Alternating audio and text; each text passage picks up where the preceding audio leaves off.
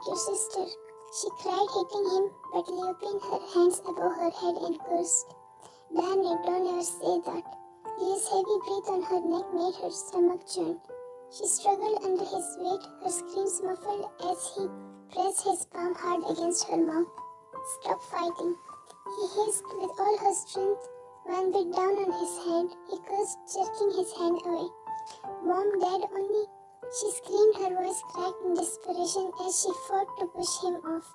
The sound of footsteps outside the room made him freeze.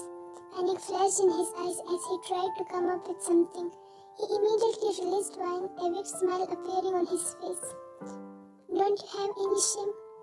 I am your sister's husband. Why would you do this? What's wrong with you?" He spat, turning the tables in a sickening twist. Wine sat up, her body trembling, bruises already forming on her face. Her nails had left deep red marks on his chest and neck. She could hardly comprehend the words spilling out of his mouth. Leo opened the door. Wine's parents and sister stood wide-eyed with horrified expression. "What is going on?" she asked, her gaze darting between them. Leo was fast enough to react. "You won't believe it, Kara. This Wine, she came to my room and tried to seduce me. She was begging for intimacy and my proximity." Kara stared at Wine in disbelief. She shook her head. "No, Nick, this scumbag is lying. He messaged me from your phone to come over. I thought it was you, but when I came here, I realized." "You can check the message." Kara went forward and picked up her phone. Leo's slight smirk frightened Wine. She glanced at her parents, who were staring at Kara. "There's no message. Show me your phone." She glared at Wine, as there was also no message. Leo smiled inwardly as he had deleted message from Kara's phone the moment he sent to Wine, while he had snatched Wine's phone and deleted the message secretly. He must have deleted it. "He tried to force himself on me. See these marks?" She cried, her eyes desperately staring at her parents, who had unreadable expression on their faces. Kara clenched her fist. "Of course, that's because I hit you when you were trying to throw yourself at me," he roared. Kara turned at Wine, striking her hard across the face. Wine stared at her in shock. "You disgusting little thing. You had told me you have tried to seduce him, but I trusted you. But today I saw with my own eyes. How could you do this? Are you even my sister?" She grabbed Wine by hair. Mr. Yun closed his eyes, stepping backward. "Can't do this. How can Kara believe her weak husband instead of her own sister? Do something, Kelvin." Mrs. Yun whispered. "Let me think of something." He mumbled and strode towards Kara, who was beating Wine to death. But Wine couldn't even defend herself, fearing she might hurt Kara's unborn child. "Enough, Kara. Do you want to kill her?" He pulled them away. Kara was trying to attack Wine again like a mad woman, but Leo held her back.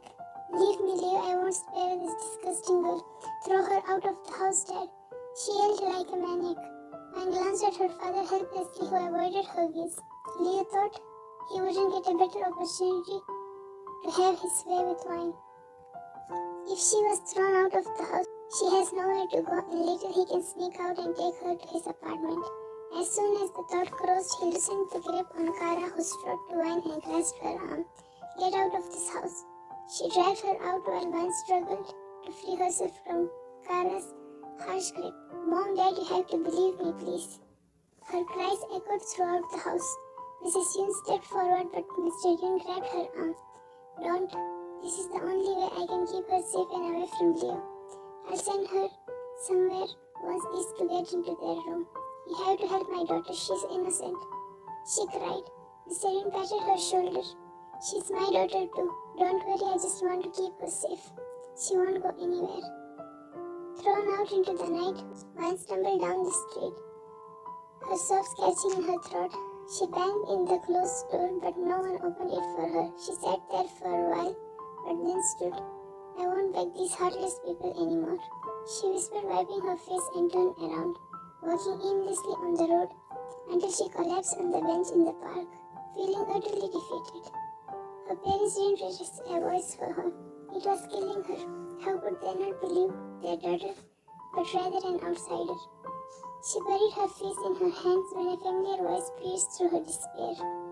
If it isn't my precious enemy, Wine. Wine looked up to see things working as he approached. His dizzy tone died off the moment he noticed the bruises on her face and the raw, tear-streaked expression in her eyes. His gaze flickered with rage. He sat beside her with a frown. Who did this to you? He growled, staring at her bruised face. His gaze softened as soon as he met her gaze. And why are you here? He gently caressed the bruise on her cheek. Wine broke. Tears streamed down her face as she threw her arms around him, sobbing into his chest. Then wrapped an arm around her waist and stroked her hair with the other. He remained silent and let her cry until she spoke between hiccups. Leo, my sister's husband. Thames so tightened, she said him everything. No one believed me, Thames. I swear I didn't do anything. I thought only wanted to see me. I didn't do anything, trust me. He pulled out and cupped her face gently. I trust you. He wiped her tears with his thumb. I know you didn't do anything. She desperately held his hands. Why wouldn't my parents believe me? They must have their reasons. We never know. He shrugged his shoulders.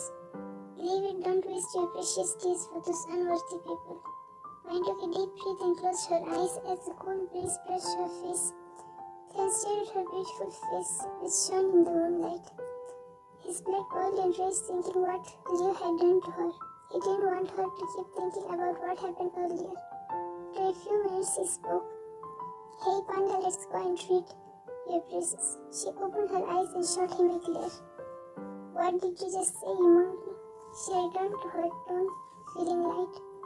Hey, whom did you say, monkey? Him, ugly monkey. She pulled his hair. He hissed and muttered through gritted teeth. You asked for this, Panda. Before he could reach out to her, Wine jumped and stood. You can't just tickle me. See, I'm not well, she said with a beautiful expression, pointing at her face. Then chuckled, dragging his fingers through his hair and shaking his head. Anyways, I'm hungry. I haven't had dinner yet. He stood, shoving his hands into his pockets. Sure, let's get your bruises treated first. I'm penniless, so I'm not going to pay. He chuckled and stepped close to her. Everything is on me, let's go. He held her hand and led her out. Then bought her a cold pack and she held it against her face until they arrived at their restaurant. Wine ordered all sorts of food and ate them clean. Thames just watched her eat, finding it cute, as she savored the food as if her life depended on it. Why didn't you eat? She asked, wiping her mouth and letting out a satisfactory burp. You had it all as if you were hungry for days. He rolled his eyes dramatically. Wine passed him a glare and leaned on the chair when her mind went back to what happened past few hours. What are you thinking about? He asked, seeing her lost in a thought. She stared at him blankly. Thames, I want to teach a lesson to Leo. I want to take revenge on him and I want your help with it. She leaned forward, placing her elbows on the table.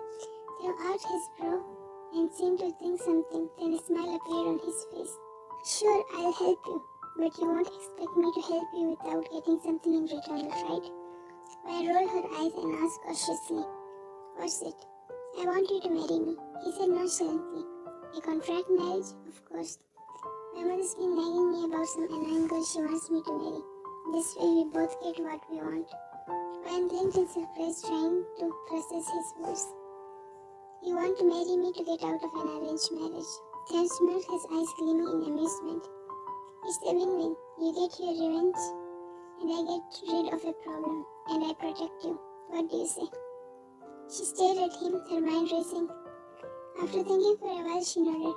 All right, Sam, I'll marry you, but when I get my revenge, we'll part ways. He grinned, satisfied.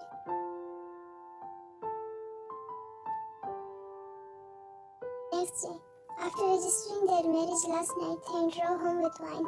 His parents were asleep, they couldn't meet her. Wine insisted on staying in the guest room while Thames wanted her to stay in his room and ended up in a fight as usual. The Wine was pacing back and forth, tugging at the hem of her dress, her hands fidgeting as she glanced towards the door, dreading the moment she would have to meet Thames' parents. Her thoughts were interrupted by a soft knock.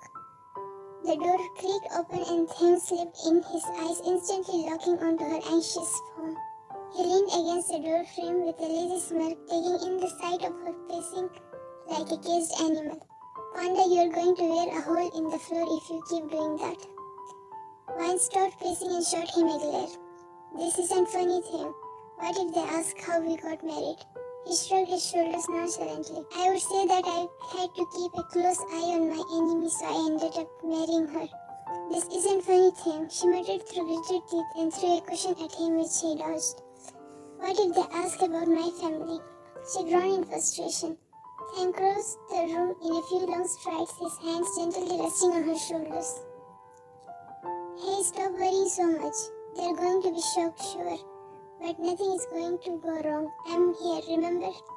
I let out a shaky breath and nodded, though her nerves didn't fully settle. She bit her lip, trying to gather her thoughts. I don't know if I'm ready for this.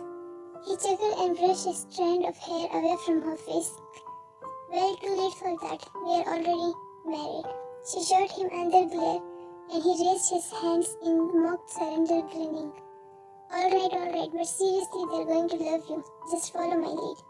Wine nodded again, still feeling nervous but comforted by his presence. Tim took her hand and led her out of the room, his thumb gently rubbing soothing circles on her skin. Together they made their way to the dining room. The moment they stepped in, Tim's parents froze. Mrs. Kim blinked in surprise while Mr. Kim lowered his newspaper, eyebrows raised in shock. Well, who is this, and why is she holding your hand? Tim squeezed Wine's hand reassuringly and flashed his signature grin. She's not holding mine, I'm holding hers. See, he raised his hands. Anyway, Mom and Dad, she's Wine, my wife. The silence that followed was almost comical, as his parents stared at them, processing the information. His father was the first one to break it, laughing heartily. Secret married. You're definitely my son.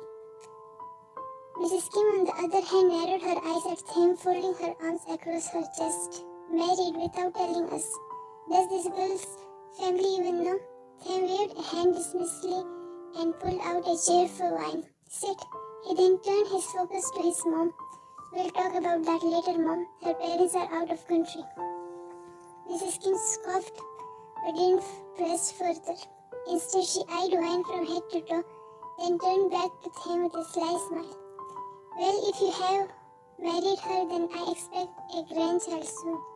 And if you can't manage that, I'll just marry you off to the girl I picked out for you. Wine choked the air with wide eyes, her face turning beet red. We just got married, that too in a contract marriage. Wait, where is the contract? He hasn't prepared it. She thought while Tim leaned casually against the table with a smirk. Mom, you might want to start giving Wine some advice on that and tell her to cooperate. Wine whipped her head towards him, shooting daggers with her eyes, but Tim looked unfazed, clearly enjoying her flustered face. Mrs. Kim raised an eyebrow and gave Wine a scrutinizing look. Is that so? Tim leaned close to Wine, his voice chasingly low but enough for anyone to hear it. Come on, Wine, don't be shy. Mom's just trying to help. Wine's cheeks flamed even more as she clenched her fists, glaring at him. Tim, you'll pay for this. She hissed through gritted teeth with a forced smile. Tim just grinned wider, fully enjoying the moment. His mother, on the other hand, laughed and patted Wine's hand. Don't worry, dear. Men can be such a handful sometimes. Wine could only manage a tight-lipped smile, her mind racing with both fury and embarrassment. Meanwhile, Tim winked at her, clearly entertained by the whole situation. All right. Leave the poor girl alone. You two kids have already surprised us enough for one morning, and dear son, as a punishment you will work in the office full-time today, and tomorrow you will attend the board's members' meeting. Tim almost had a heart attack hearing it. No, Dad, please.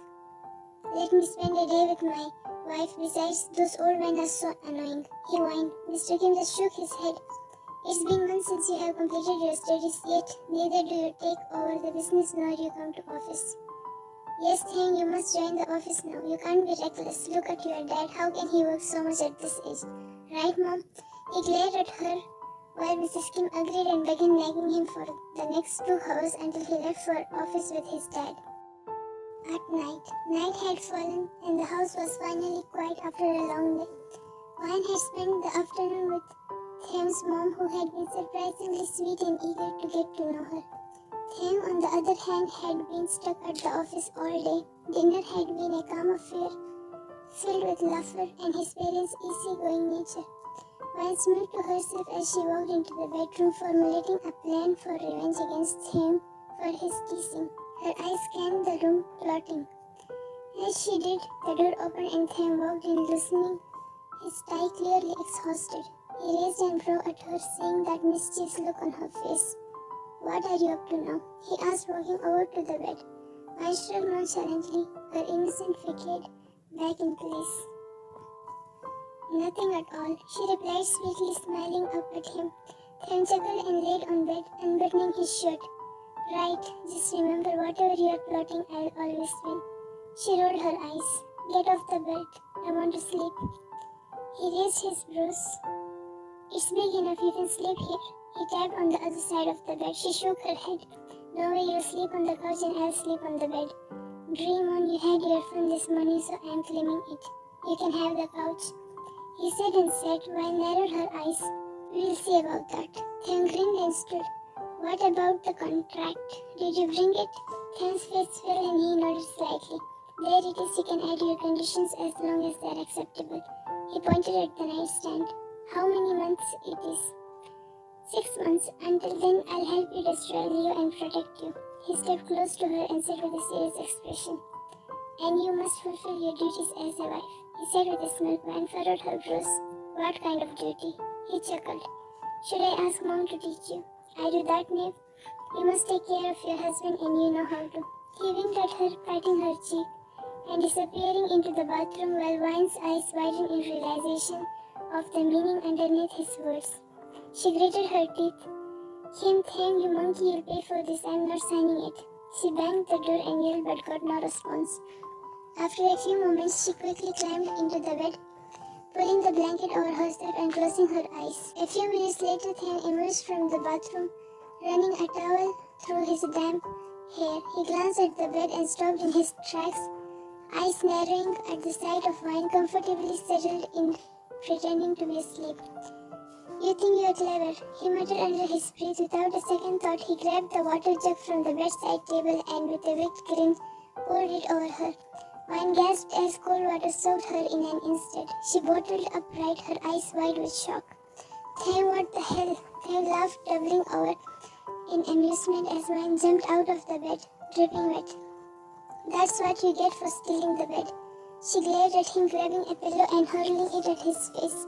Theo dodged it, stepping backward. Wayne picked up the jug, which had some water left, and splashed it at him, but Theo moved out of the way and the water spilled over the couch.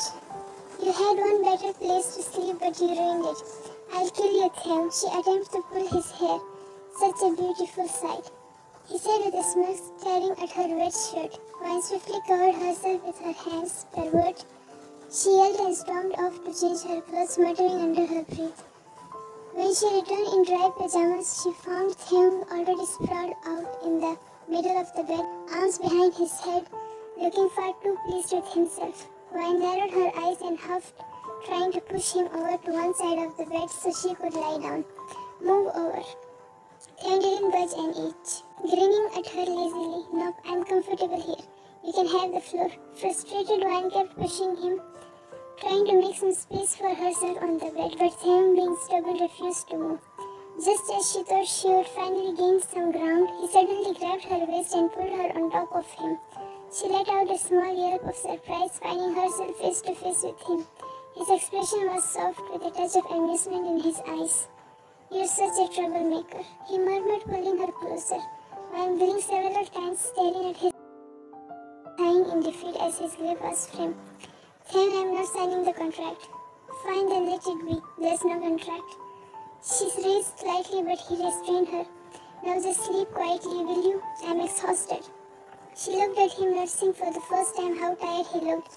His face showed signs of weariness, and his eyes were half closed as if sleep was about to claim him any moment. She sighed and stopped struggling, allowing herself to relax against him.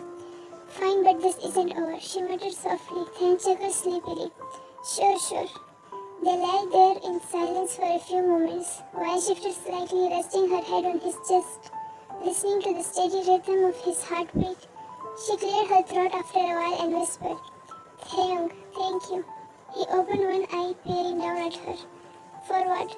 "For helping me out. Your parents are really nice and I appreciate you taking care of me." Wine's voice was soft, genuine, though her heart raced wildly when she said those words. Thames' lips curved into a teasing smile. "Does that mean you're falling for me already?" She rolled her eyes, swiping at his chest lightly. "Don't ruin the moment, Taeyong." He laughed softly, his hand gently caressing her back. All right, but seriously, you're welcome, and if my mom finds out you're being this sweet, she'll be demanding that grandchild even sooner." She groaned, burying her face in his chest. "Don't remind me." Thames' laughter filled the room as he hugged her a little tighter, enjoying her flustered state. "I'm just saying, you better prepare yourself. You might be hearing a lot more of those grandchild's talk." Maya couldn't help but laugh along with him, shaking her head. "You're impossible, and yet here you are lying on top of me." He grinned, a playful glint in his eyes. "Only because you left me no choice." She shot back, trying to sound annoyed, but failing miserably. Yeah, keep telling yourself that." Thames teased, his voice growing softer as sleep began to take over him. 5 months later. The past 5 months have been a whirlwind for Wine and Taeyong. What had started as a contract marriage born from a shared goal of bringing down Leo had slowly evolved into something deeper. Taeyong had been her rock, helping her in every way imaginable. With his resources and cunning, Leo was now on the verge of his downfall, and Wine had learned from Taeyong that her sister was blessed with a baby boy and Leo divorced her. Throughout these months, Wine and Taeyong had grown closer. They had shared laughs, late-night talks, and moments that blurred the lines of their contract. Unspoken feelings hung in the air between them, but neither had confessed. Instead, they remained caught in this delicate dance of affection and restraint. Taeyong had taken over his father's company completely, while Mr. Kim helped Wine get a job in one of his friend's company as a designer. Now they arrived at a lavish party hosted by one of Taeyong's business associates. Wine scanned her eyes around the grand hall and they landed on her parents. Their eyes met her, but there was no warmth in Wine's eyes. But then her gaze drifted to her father and her breath caught in her throat. He was in a wheelchair, his once strong and authoritative presence reduced to this frail state. Her mind raced with questions as her heart ached with concern. She was rooted to the spot, unsure of what to do or say when Taeyong appeared beside her, his presence immediately grounding her. He wrapped an arm around her waist, pulling her close as he gave her a gentle squeeze of reassurance. "Are you okay?" he asked softly. Wine nodded, though she wasn't entirely sure if she believed it herself. "I didn't expect to see my parents here. Dad is handicapped." Taeyong sensed her turmoil and offered a comforting smile before guiding her towards her parents. "Then let's meet them." Mrs. Yoon rushed to Wine and held her hands, her eyes flickering with longing. "Wine, my daughter, how are you? Where were you?" she asked desperately, eyeing her head to toe. Wine pulled away her hands, staring at her with indifference. She held her breath, her heart pounding in her chest. "Really, do I know you?" she said coldly. Mr. Yoon lowered his head. "Wine, we can explain. Please give us a chance." Tears rolled down her eyes. "You didn't believe me first thing. What else is there to explain? We have been going nuts to find you, but you disappeared, Wine." She clenched her hands at her sides, feeling a flood of emotions she hadn't prepared for. "Had you left any choice for me? Am I even your real daughter? You didn't believe me, neither help me." She felt a tear slip down her cheek, but she quickly brushed it away. She felt Taeyong's hand on her lower back, rubbing soothing circles, giving her strength. "That's not true, Wine. We knew Leo's intention and we didn't have any other way to keep you safe. Kara is insanely obsessed with him. We didn't have any proof against Leo. Your father thought you would be by the door and we would send you somewhere safe, but you disappeared." Mrs. Yoon cried silently. Wine glanced at her father. "Your father was involved in an accident. That's why he's handicapped." Wine's breath caught in her throat as her mother's word hit her like a freight train. "Can you forgive us, Wine? I know we choose the wrong way, but I swear to God I have always believed you. You're my daughter and I know how you are." He spoke weakly. "We can talk about this later, Wine, if you don't feel well." He wiped her tears and said worriedly. Wine shook her head while her parents stared at them confusedly. No, I'm good, she assured him with a smile and turned to her parents. This is Theung, my husband. They were surprised hearing it. Theung, you can go and meet your friends and partners. I'll be here with Mom and Dad. Theung nodded with a smile. Call me if there's anything. He kissed her temple and walked away. I'm glad you got a great husband. When did you get married? Wine told them everything except the contract part. They stared at her guiltily. We failed as parents. I know how much I asked for forgiveness. It isn't enough. His voice broke. Wine crouched down and held his frail hands. You're still my dad. I misunderstood due to the situation, but you could have just told me about it. I didn't want to make you worry, Wine. My old bones didn't have the strength to fight against Leo. We all know how cunning he is. I couldn't trust the old either. There's all monsters over there. I have never let you away from my sight. Mrs. Hume watched him with a faint smile, thinking if this father-daughter duo could be the same as before. At night, it was a quiet night as Wine and Theung returned home after the party. Wine noticed that Theung had his phone pressed to his ear, caught in a conversation that seemed serious. She was thinking of a way to talk to him. With a soft sigh, she made her way to the bathroom to freshen up.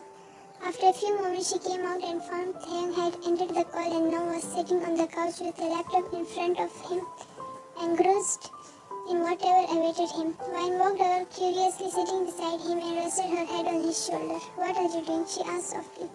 Just finishing some work. It's nothing too exciting.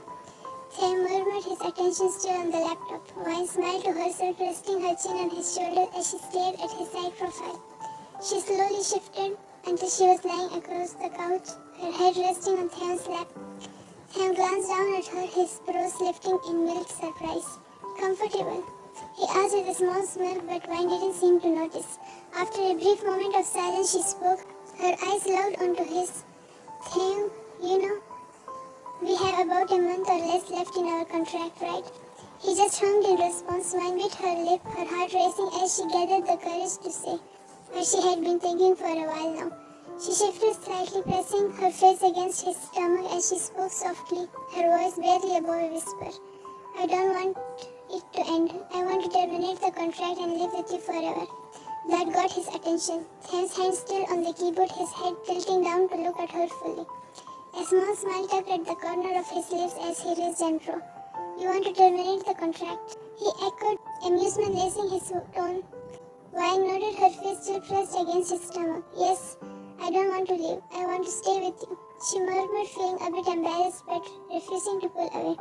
Theung chuckled softly, his fingers gently brushing through her hair as he looked down at her with affection in his eyes.